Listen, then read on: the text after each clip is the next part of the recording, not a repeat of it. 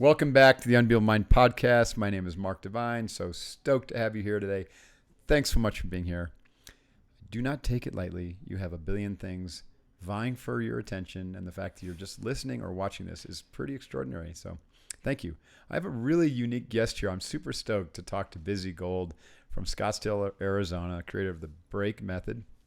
Bizzie and I have a lot in common because we've been spending a lot of time in the past few years examining emotional shadow, childhood trauma, how it shows up in our life and drives our reactionary conditioning and torpedoes our efforts to succeed or to achieve the greatness that we deserve, or even just peace of mind.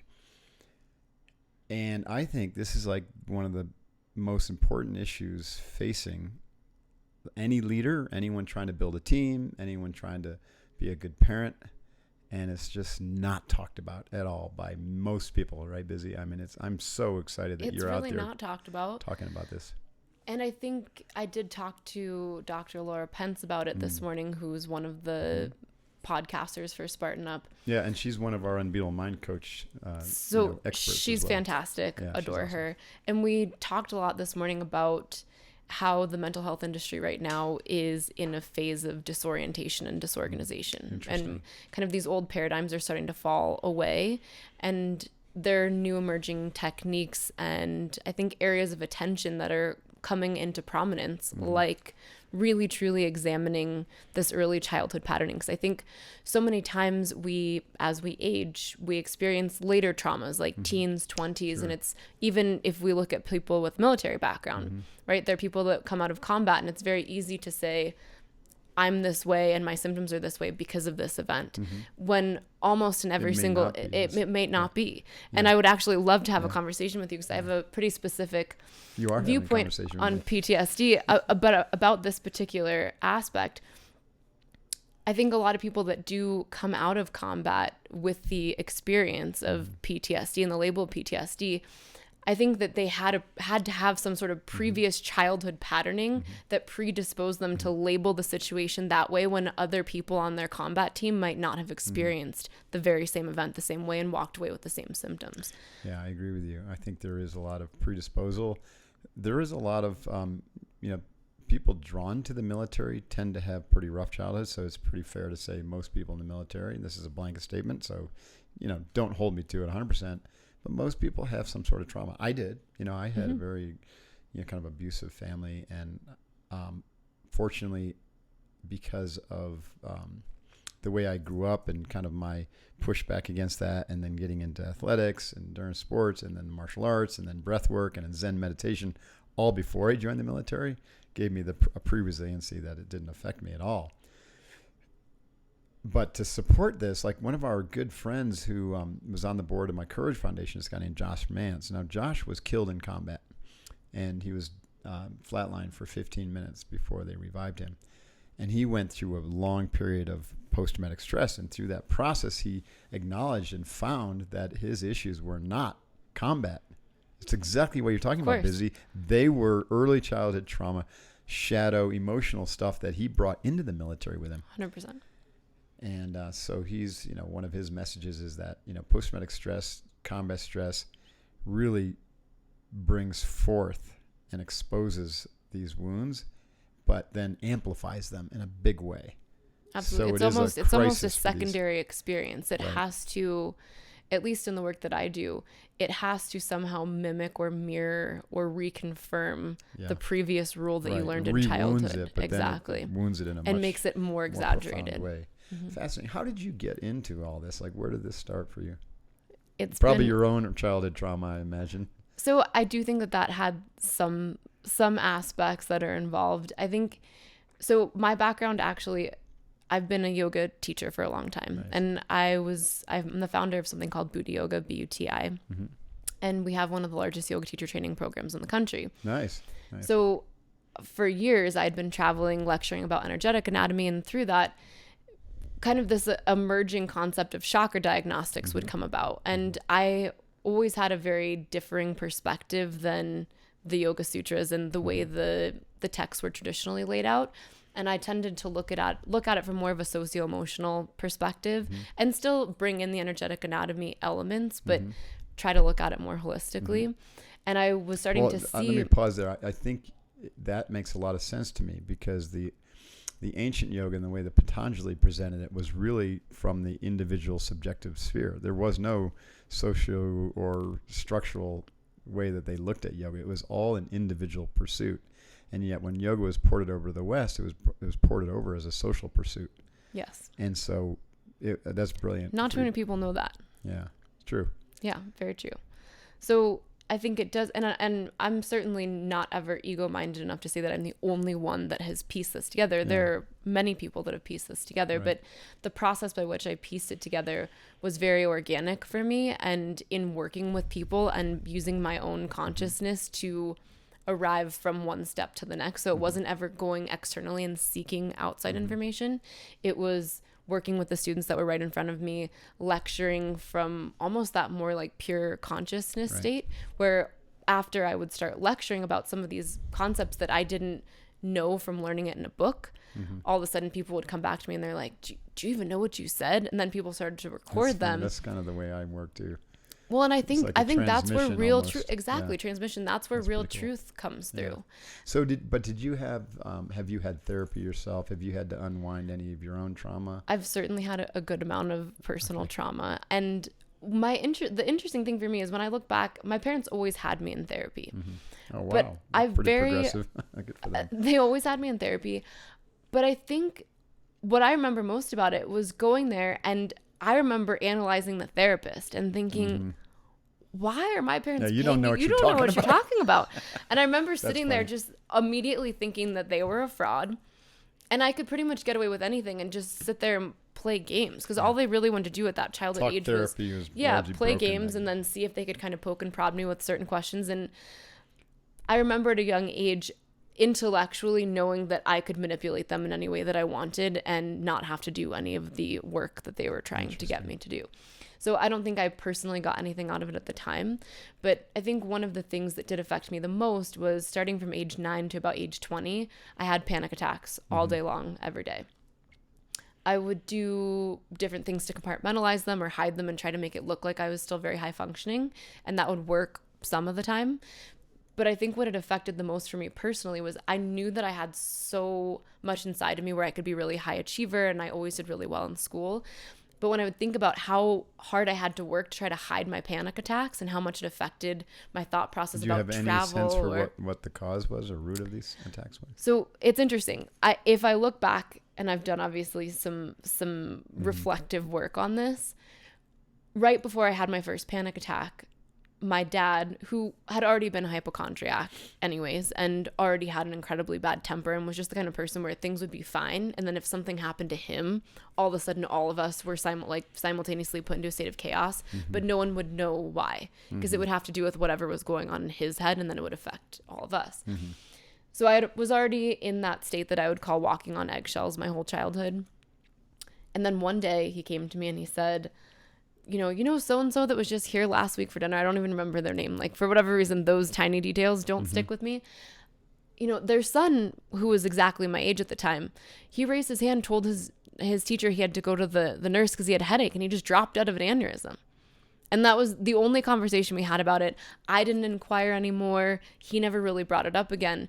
But I realized if you think about how there was no spiritual context in my life. There was no talk really about life or death.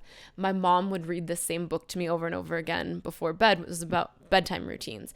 And there would always be a page with a little girl that was praying before bed, and she would skip the page. And one day I would say, why do you always skip that page? Yeah. And she said, because God doesn't exist. Like, just really? Blanket that God doesn't exist. But, you know, you look back, and my mom definitely dealt with religious abuse in a Jehovah's Witness family. So it makes sense that for her, she would go the opposite direction and be like, that's not real. Yeah. I don't want to impose that on you. But at the same time, in trying not to impose that on me, she imposed something on you. She imposed something on me. Yeah. So I think if you look at, and I think people, again, they look for big, loud issues, right? They look for, you know, a divorce or someone dying or someone getting sick. But beaten, it's often these little abuse, repetitive things that keep reinforcing this message where your brain then decides this is a rule. Right. And it thinks it's trying to keep you safe. And really all it's doing is trying to prevent you from getting yourself into the pain or into the suffering. Which is where the healing is, by the way. 100%. Yeah. You and I are on the same page. I agree. That's fascinating. I always tell people in my work that once you get past the first couple of weeks, you're actually going to start to get excited when you get triggered. Right. Like getting triggered and having someone press your button. Because you're exposing a new pattern Exactly. or a new way that an old pattern is triggered. And Absolutely. then you can objectify it and begin to work on it. Yes. That's so cool. When you look at the whole picture, instead of just thinking about, just my dad telling me this about the kid dying, it was watching him constantly be a hypochondriac and always be dying of something, right? And then this, completely blanket statement, God doesn't exist. And then I would have all my friends talking about religion. But to me, there was no open conversation about spirituality or energy or like what happens when people die. And then for my dad to just give me this blanket statement, this little kid thought he had a headache. Next thing you knew, he died. And then that was that. That was it. My brain jumped to a conclusion. If that kid had a headache and he just died, and I don't know what happens when you die, this means that if I get a headache, I could die. And from that point forward, I basically took on all of my dad's hypochondriac behaviors and decided that any little ache or pain that I felt could mean death, and that death was the scariest thing I could possibly think of because it was undefined. Wow.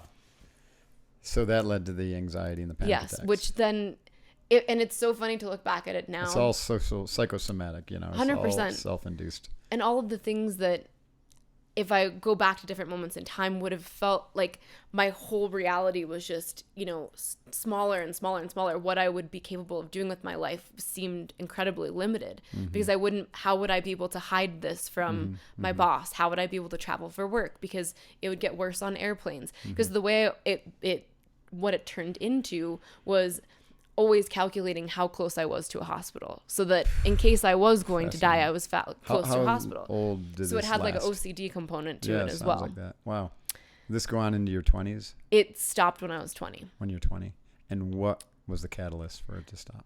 I think there were a variety of catalysts, but I think one of them for me was doing deeper spiritual work to understand that without, getting too spiritual, I had to do the work to understand my definition of energy and life and death and the importance of having a human experience and what humanity means in a greater context. So once I was able to do that. But I'm curious, so that to have that experience or that exposure at 20 is uncommon. Yes. So how did you find that? Did you find a teacher, or did you find a yoga program, or a church group, or what was it that caused or that brought you that? Well, it's kind of a wild chain of events. Okay. I'll give you the quick synopsis. So, and I'm a firm believer that, when you track back to certain things in the moment, little things that course correct you that feel like the end of something that you've been trying to go after and achieve.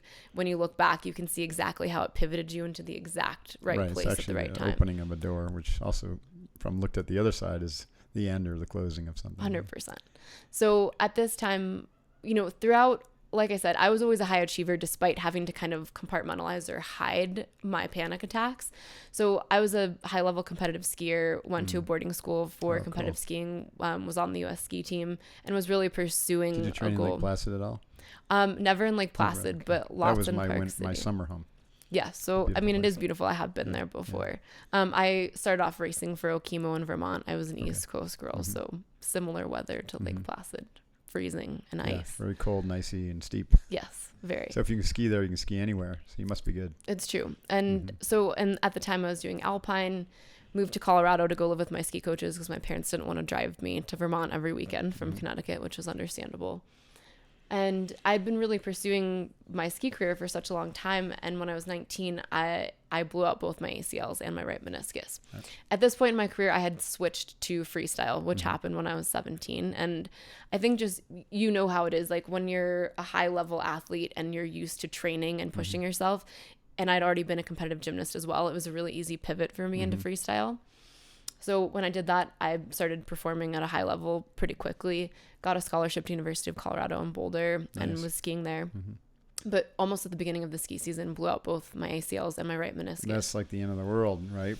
It felt like the end of the world for me, because my whole, true north was being an Olympic skier. It was like all I had ever really thought about for a long time. And, I would, play with other careers. Like I was into film and I wanted to study broadcast journalism, like little things like that were kind of on the sidelines, but this was the constant. Right. So that obviously no longer seemed like an option for me. And at the time I had already had, when I was 15, I was sitting on my desk one day in high school like this, and I noticed a lump behind my ear and found out that I had a tumor that Good Lord. Yeah, it was. So the funny thing stacking up the disasters. Oh, here. yeah. Holy cow. They keep going for a while, but I'm disaster free right now. Good for you. I'll tell you that Thank much. you. So I ended up having this tumor that wrapped around my optic nerve. It took me out for a while. So all of this that was to say 3 years before you blew out your knees. Exactly. 3 years before I blew out my knees. And I came back from that, but the surgeries that were required in that made me petrified of surgery. So I'm trying to give you context for why when I blew out both my ACLs, to me, there was not a chance in hell I was getting surgery on my ACLs. I was going to look for any alternative therapy protocol to rehab them, even if that meant I never was able to ski again, to avoid surgery, because I'd had so many in such a short period of time.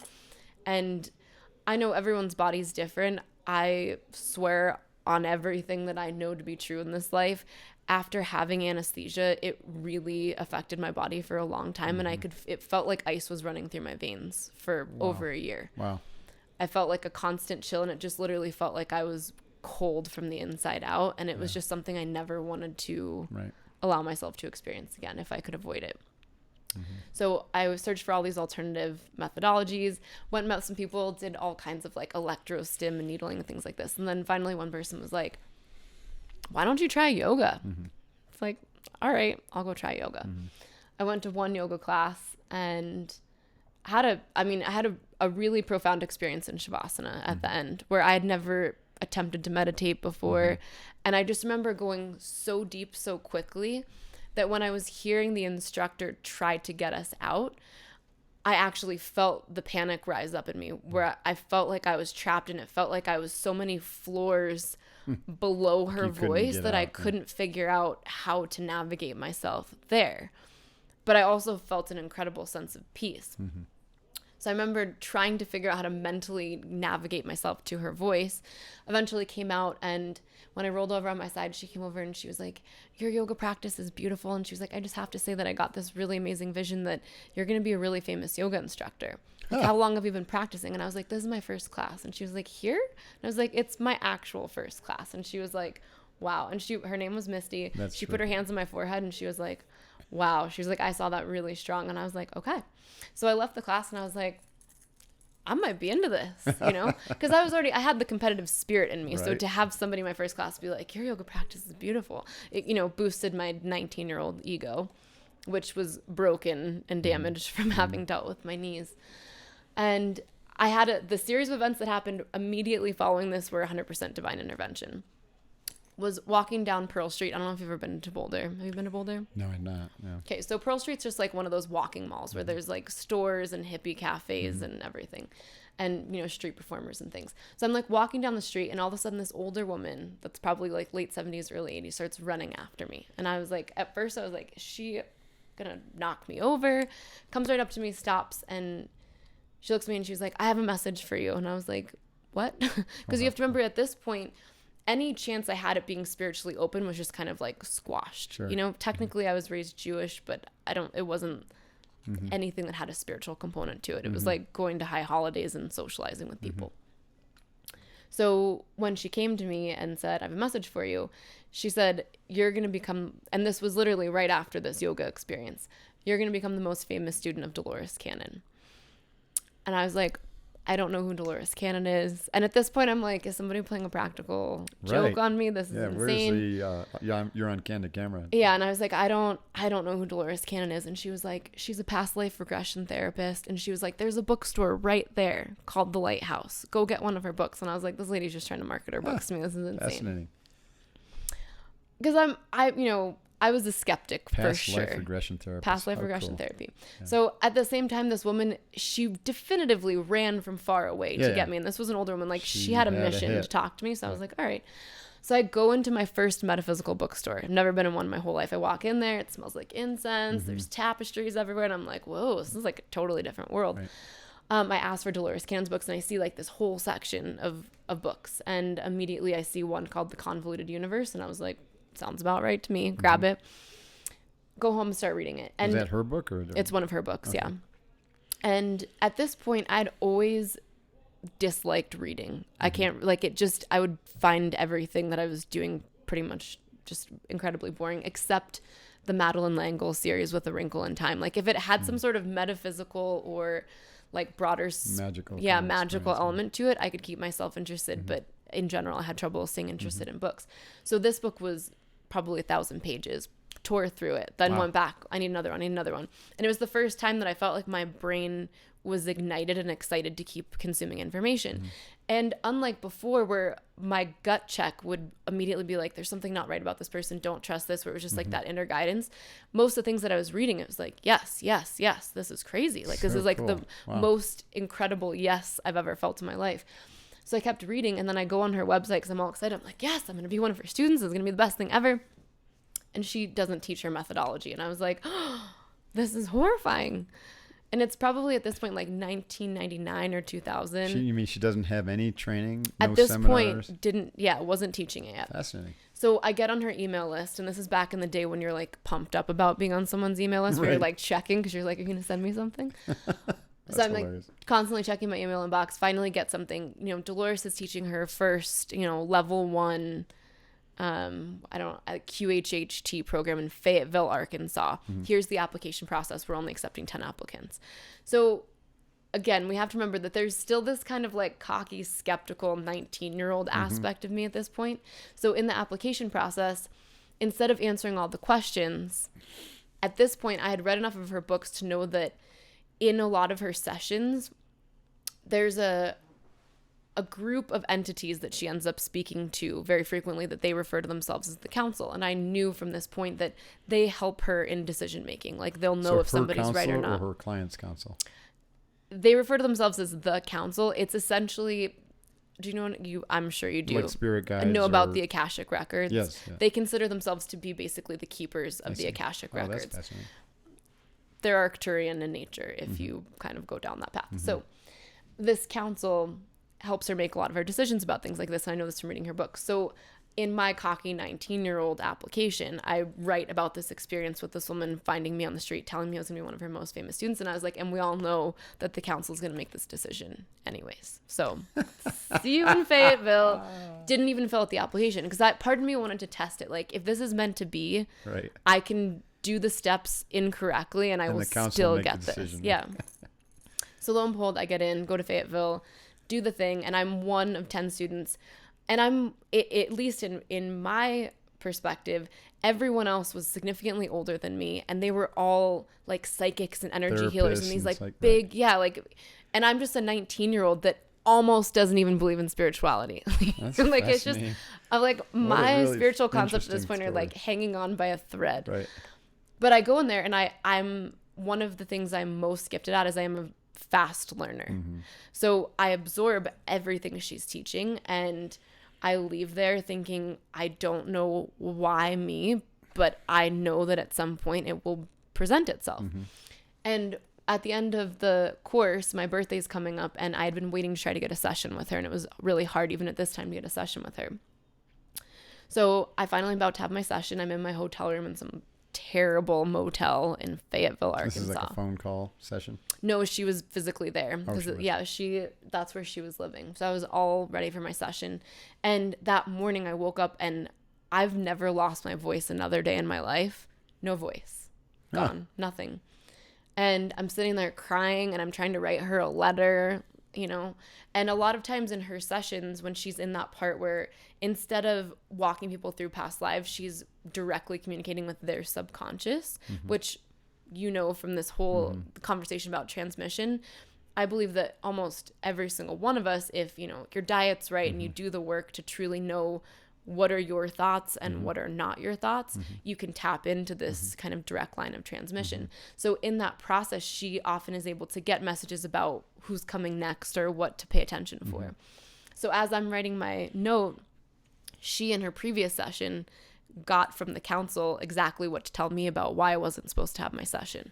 So she's walking toward my hotel room while I'm writing this message, crying because I'm heartbroken that I don't get to have this session. Because in my mind, it's like, you know, all my dreams are dashed. It's not meant to be, you know? And she walks in and she looks at me and she was like, I know. And I was like trying to point to things. And she was like, I know. She's like, you're not supposed to have your session. Sit down. And I sat there and she was like, what's involved in this session? Is this a past life regression session? Yeah. So it's hypnotherapy. Okay. Essentially what the protocol is, you know, the goal is to get you more connected with your internal visualization than actually perceiving external stimulus, right? So how that process is done, she gives you a variety of different protocols to use. And obviously, you know this, some people it takes longer, some people it's not possible. The irony is that the people that want it the most are the hardest to put under. Interesting, right? Because they're excited, they're in an excitable mindset. Too much attachment. Too much attachment, and they're too excited and don't actually allow themselves to surrender. Yeah. Versus the people that don't believe, they're like, yeah, try me. They're the easiest to go under every time because they don't believe it's possible. Right. So their protective mechanisms aren't even up because they think that you're a fraud. They're the easiest ones to get under. So the timing is different for everybody, but once you're under, the goal is to direct your subconscious to lead you to 3 past lives that are relevant to whatever problems you're reporting in that session. So, and there's some interesting concepts here where, especially in my work, I believe that a lot of our experiences are imprinted, and that doesn't actually mean that we experience those past lives themselves, like in our soul essence. And I think a lot of it is actually, well, and it coincides with what I'm about to tell you about Dolores anyways, but in this process, you only try to go to 3 relevant past lives. So it's not just kind of like, you know, shooting in the dark. Whatever issues they came there trying to sort through, you ask their subconscious to specifically direct them to moments in time that are imprinted in their subconscious that are affecting them in this present lifetime. Okay. But 3 past lives that their spirit or soul had lived. Yeah, or at least is imprinted with at this moment in time, so that it's essentially like their brain is still pulling contextual information from that life, even if it's not necessarily a life that they lived. It still can be impacting how they're perceiving the environment around them. That's an interesting concept. Yeah, I'd have to think through that a little bit. So, and then at the end, before their session, they come to you with a list of questions that they want you to ask their subconscious. These can be questions about their life's purpose, about relationships, but it can even be things like, where did I lose my sunglasses? Because often the subconscious is aware of feeling the pressure. Like, let's say your sunglasses fell off your back pocket. Even if you're not consciously aware of your sunglasses dropping off of your back pocket, your subconscious might be aware of the pressure leaving and exactly the moment when you lost them. So often we know things about ourselves that we don't consciously know. You know this with implicit and explicit memory. Cool. So at the end, you go through this phase of questioning the subconscious. And this is often when those messages will come through from, you know, what she refers to as the counsel. So when she came to me, she said very specifically, the counsel wants you to know that you're already exactly on the path that you're supposed to be on. And because you're so cocky and stubborn, knowing anything else might actually derail you, because you like to try to test your life's mission, which made me laugh because it's exactly what I had done up to this point. Like, yeah, I'm not going to fill out the application. If it's meant to be, it's meant to be. And she said that very specifically, they said that having too much information would actually derail me from the mission that I was on. And they said that what they needed me to know is that I'm actually on the council and that I came here to carry Dolores's work forward to a place that it's never been carried forward to. That's so cool. Wait, so she told you that at that session? Yeah. Wow, and my whole life I had been seeing 1019, you know, like people would be like 11:11, whatever the time is on the clock. You know, I've never been somebody that's really drawn to numbers, but I would see this over and over again my whole life. And I remember one day in 2016, I started thinking about it. I'm like, what? And I went to bed thinking, I just want to know once and for all, like, why 1019? It's such an odd number combination. And I woke up in the morning thinking, I wonder if Dolores died. And sure enough, she died on October 19th. And what had been relayed to me was that I was going to be taking her work forward to a place that was, you know, unexpected, and a place that she would never have actually dreamed of her work going. And that is how I understood what I had been doing with Break Method was essentially using the container that she created. Was the Break Method start before she passed away? Break Method I started in 2014. So yeah, I didn't realize that she'd passed away because I hadn't been like a huge part of her life for the later years. Away? I believe 2016 or I think 2016 or 2015. Got it. But October 19th. So during these years, I had been, transmitting this course content that kept becoming more and more defined. It might have started as one lecture, and then every time I would answer a set of questions or I would see the same sort of patterns pop up in my students, I would document it. And then next thing you know, I had 80 hours of lecture content and a course that was, very well sequenced and not coming from me. That's cool. Yeah. And I understand now how this process of activating and accessing the subconscious is exactly what we do in Break Method without the need to have somebody sit there and put you under, while also addressing a variety of other things that I think come from other sort of transmissions. But that's essentially how Break Method came to be. It's been a process of essentially transmitting through lecture to a point where I was able to trust myself and develop it as a skill instead of before I would, do that kind of dance with it where it's like, but I didn't learn this. Is it true? Should I keep doing this? Is this something that's safe? And after doing it for enough years and seeing, thousands of students that I had come through my course have pretty serious results, I started to trust it. And the more I trusted it and took it seriously as a skill, the stronger the skill got. So is it connected at all to yoga, your yoga program? Is there an overlap? So the yoga program is something that, it expanded really rapidly. We have 6,000 instructors. It's taught in 27 countries, and actually just recently sold the majority share of the company so that I can focus on Break Method. So I'm still involved in the direction of the company and things like that, but I focus all of my efforts on Break Method and do a lot of lecturing about. But the yoga is more of a traditional yoga program. The yoga is a really dynamic, modern program that infuses primal movement and what we call spiral structure technique. So because you do have a deep understanding of true yoga, what people in the West view as yoga with the large muscle poses like warrior series and things like that, that's actually not traditional yoga at all. It's very Western yoga. Traditional yoga were all the kriyas and the deep abdominal contractions. So that actually mimics a lot more what we do in Buti. But I think in the West, people see what we do and they're like, that's not real yoga. And it is incredibly real, tangible yoga. But we work more with working the spiral, activating and balancing the chakras and bringing in those primal movements that might not have the linear structure like a warrior series, but certainly fulfill all of the requirements to make a yoga practice yoga. Oh, that's really cool. I'd like to learn more about that. We have a yoga program that I developed too called Kokoro Yoga. Awesome. Kokoro means heart-mind integration. And it's an integration of, traditional asana, but very simple poses. I share your view about, although we do, most of it's around spinal work, healing, integrating, lengthening, the spine, but also integrating the breath, so that every movement, there's great awareness of how the breath is moving the spine and moving the mind and then moving the emotions. Yes. And so we work with asana, we work with functional fitness movements, and we work with martial movements. Yes. So and our then practices every session aligned. is very, very specific. The whole idea is to bring yoga back to a personal practice, personalized by the time of the day, the time of the year, the body type, the injuries, seasonality, whatnot. One size does not fit all, and one pose does not fit all. So I've been very inspired by my martial arts and yoga practice. I started that training maybe when I was about 20, right when you were getting into, your thing. We don't, ours is, we've only run 3 teacher trainings, and we're not sure we're going to continue them in this form because I don't really have the time. And there's a lot of yoga out there. And so we look at it more as the personal practice of our Unbeatable Mind program.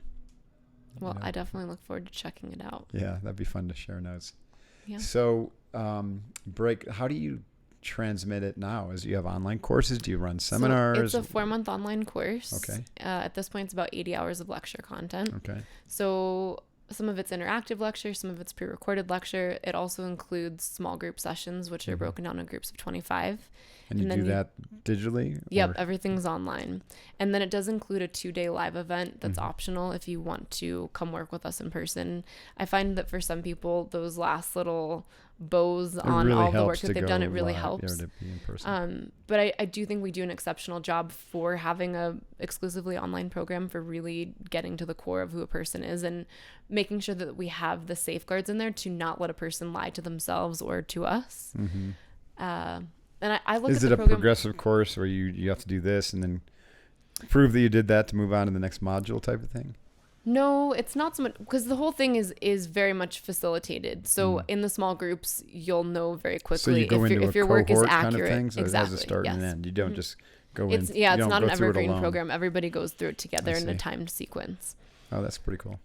We find that it has to be done that way because also one of the things that I found is you learn so much more about yourself in actually watching your fellow peers go through the same structure because your protective mechanisms aren't up for their stories. And if you have the right tools to actually sift through the information and look at the cause and effect relationships, you can notice resonant experiences with other people, even if the names of the people are different. Right. And because your protective mechanisms aren't up, because it's not your story, all of a sudden you can claim it and be like, oh my God, I do that. Yeah. So I love that. we make sure that everyone stays present and vulnerable for everyone else's experience as well, because we also want this to be a skill that you can learn and take with you. That's, to me, what makes it sustainable. And we call it the School of Sustainable Self-Mastery.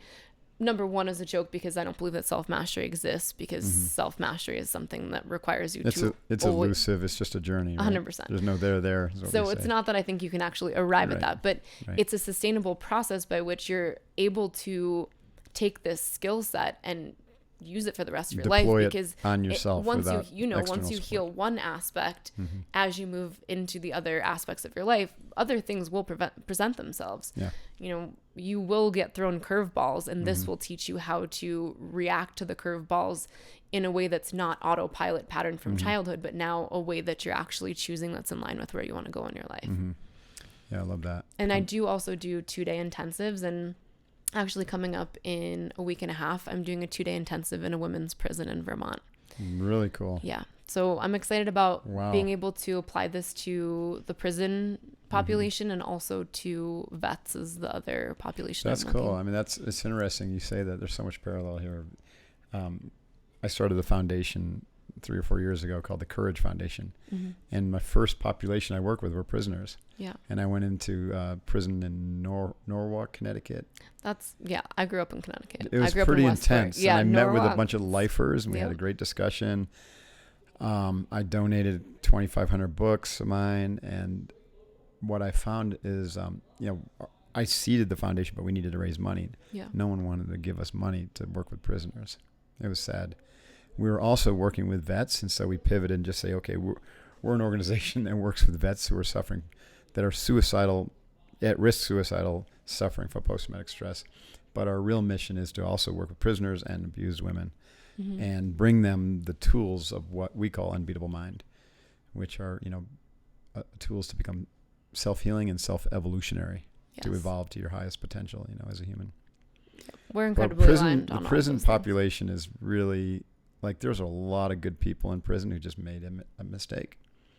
You know what I mean? And a lot of them have, I get letters all the time from people in prison who've done my fitness program or done my yoga program or read Unbeatable Mind. And it's humbling, It's like, wow, can you imagine being locked up for life because of one moment of rage or something like that? And I'm not saying that, there shouldn't be some punishment or some sort of process for bringing him back in, but the way we do it is simply barbarian, I agree. Yeah. And this particular group that I'm working with are coming up for parole and had previously been victims of sex trafficking. So the program is meant to help them understand that their cognitive abilities at the time that they committed the crime, they were seriously compromised. Compromised by their previous experience of sex trafficking, and hopefully to give them the language and understanding of the cause and effect relationship so that they can speak to that at their parole hearing. That's really in a cool. way that will actually resonate with the parole board. Yeah, good luck with that process. If there's any way we can be helpful, let me know. Yeah, I'd love to find ways to collaborate with you. And the other group that I really want to work with are foster teens, because it's a group where they're right at that place where they can choose left or right. And most of them choose left. It's easier path. Yeah. I think it's a great community to work with, because I think children are already so resilient, and teens, I think, have an incredible ability to adapt and evolve quickly if you get in there and you do it at the right time and you use the right language. So it's an environment that I really want to try to work with more as well. Oh, that's great. Love that. So we got to wrap this up here. This is a question I've been asking a couple people today. We live in such a crazy negative world, and it seems to be getting worse, right? Louder, more nasty. What's your vision for the future? And do you see us turning this around through work that like you and I and, Spartan and, this 1,000 Points of Lights are doing, or is the tidal wave too big to push against? And are we heading toward another human calamity? I certainly do believe that we can change it. And one of my guiding principles personally is that's what I came here on a mission to help the collective do. Right. And while I think our experience externally with media and social media feels like it's getting worse and worse, I also believe that simultaneously more and more people are waking up, and that really the tipping point of those scales is actually much more in our favor than we're led to believe it is if we only listen to mass media. And I think our biggest issue is that, and this is going to get kind of weird for a second, but I think that the powers that be that control the world that we live in want us divided and separated and at war with each other. And until... because it benefits them. Yeah. Absolutely. And until human beings can wake up to this knowledge, we will always be held hostage by this pervasive feeling of negativity and separation that's actually not real. I agree. And you can't actually sift through that until you do the work to know yourself and know what's real and not real for yourself. And because then it starts to become more apparent when you see it, you can acknowledge it and you're like, oh, I see it. Right.